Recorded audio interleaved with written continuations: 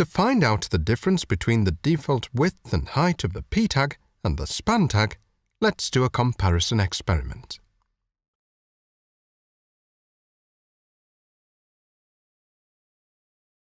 Inside the p tag, we put 1, 2, 3, 4, 5, 6. And inside the span tag, we put the same content, 1, 2, 3, 4, 5, 6.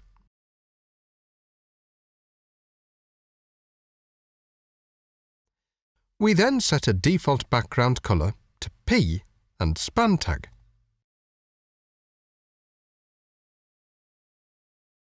Let's see the result.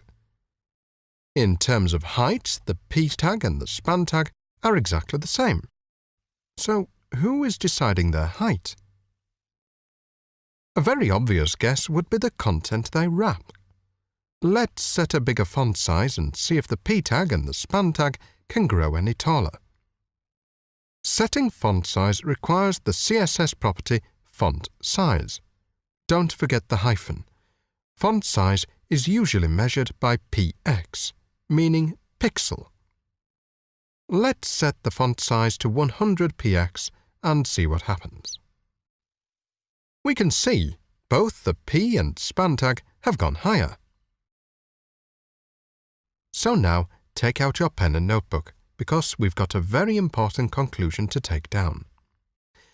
The default height of block and inline tags are decided by the contents they wrap. And that's it for default height.